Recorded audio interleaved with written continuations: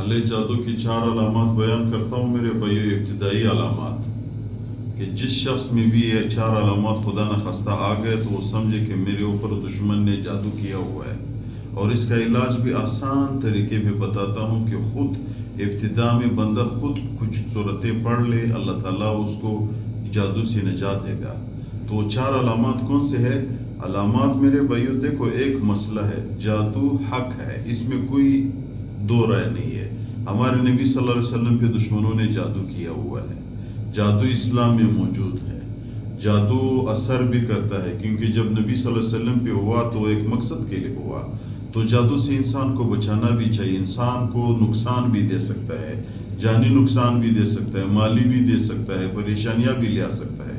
तो 4 अलामत अगर आप में आ गए खुदा न खास्ता तो आप समझो कि मेरे पे जादू हुआ है और जादू का इलाज अभी मैंने कैसा करना है। एक मेरे भाइयों, सबसे पहले जादू का सबसे बड़ी निशानी यह है कि आप बीमार हो, डॉक्टर के पास गए, आपने टेस्ट किए, तमाम टेस्ट आपकी क्लियर आ रहा है।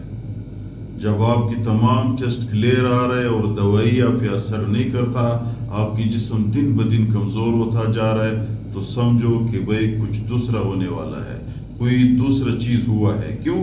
जादू एक ऐसी चीज है कि वो इंसान की, जब आप बीमारी की टेस्ट करते हो, मिसाल के तौर पर काला अरकान की करते हो, वो तो जादू काला अरकान आप में है नहीं, तो किधर टेस्ट में आ जाता है? खुदा न खास्ता ब्लड प्रेशर की टेस्ट करते हो, ब्लड प्रेशर होता नहीं है, तो किधर टेस्ट में आ जाता है? या खुदा न खास्ता इंसान शुगर के टेस्ट करता है, जादू शुगर आपके जिस्म में नहीं लाता, तो शुगर आपकी क्लियर आ जाता है।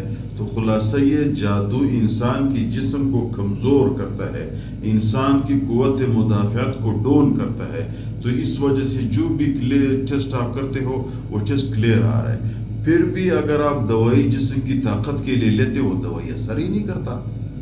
कुव्वत मुदाफ़ियत इंसान की कमजोर हुआ, आपने कुव्वत मुदाफ़ियत के लिए दवाई लेना शुरू कर दिया, आपकी कुव्वत मुदाफ़ियत नहीं बढ़ रहा है, आपकी जिस्म दिन ब दिन कमजोर होता जा रहा है, तो समझो कि ये एक निशानी आ गई। एक दूसरी निशानी, इंसान को यकदम गुस्सा आ जाता है। ठीक ठाक बंदा है, आपके साथ मजलिस में बैठा हुआ है, कुछ नहीं हुआ है, ना कोई परेशानी की बात है, यकदम उसको गुस्सा आ जाता है, यकदम उसकी दिमाग मेरे भैया चढ़ जाता है, कोई और बातें शुरू कर देता है। अगर ये दूसरी अलामत में आ गया तो समझो कि भाई कुछ हुआ है। तीसरा, अगर अच्छा भला काम आपका स्टार्ट है, अच्छा काम, अच्छा कारोबार आपका स्टार्ट है, दुकानदारी चल रही है, अच्छा मुलाजिमत है, या अच्छा कारोबार आपका स्टार्ट है, यकदम आपके दिल बैठ जाता है, कहता है यार बस मुझे काम पसंद नहीं है। जब आप काम पे मेहनत नहीं करोगे तो काम खुद ब खुद नुकसान पे जाता है। तो अच्छा भला काम, फायदे वाला काम नुकसान की तरफ गया तो समझो कि भाई कुछ हुआ है, क्योंकि मालिक जब बैठ गया तो खामखा नुकसान आ जाएगा। चौथा मसला मेरे भाइयों, जिस्म में हर वक्त सुस्ती होती है, हर वक्त इंसान की जिस्म सुस्त होता है। जितना भी वर्जिश करे, जितना भी एनर्जी वाली दवाई ले ले, जितना भी एनर्जी वाले कर ले, मेहनत कर ले, लेकिन फिर भी इंसान का जिस्म सुस्त रहता है।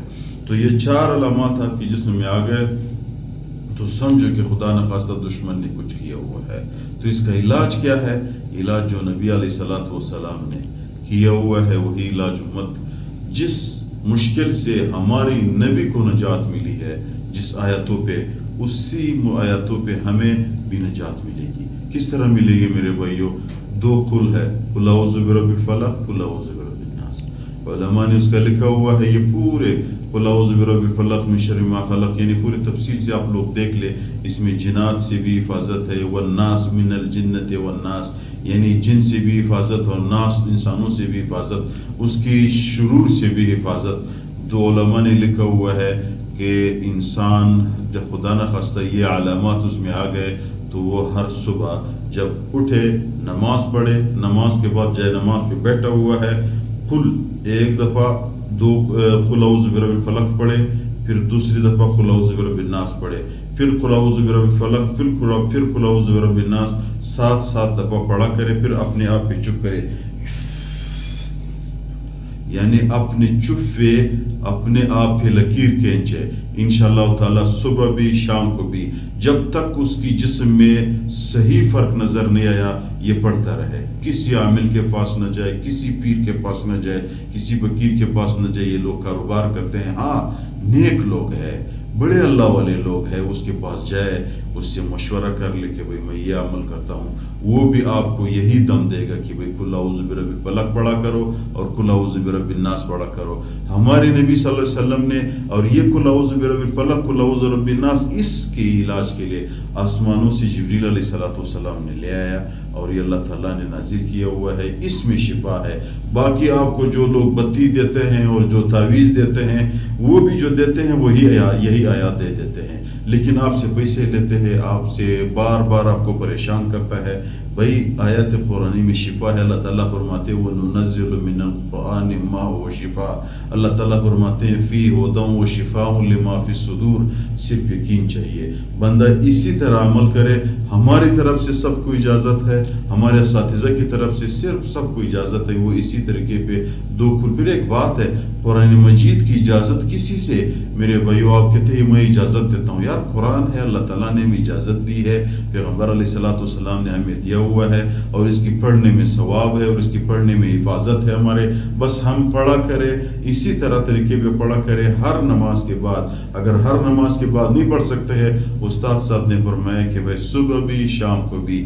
صبح جب نماز آپ نے پڑھ لیا 7 دفعہ پڑھ لو، اپنے آپ پہ چپ کرو، اپنے آپ کو اثار میں لے آؤ. اور شام کو بھی جب آپ نماز آپ نے پڑھ لیا تو آپ 7 دفعہ قل اعوذ برب الفلق قل اعوذ برب الناس پڑھا کرو. انشاءاللہ تعالی اللہ کی اس عظیم کلام کی طاقت پہ آپ کو اللہ تعالیٰ اس بیماری سے کچھ دنوں کے اندر اندر نجات دے گا.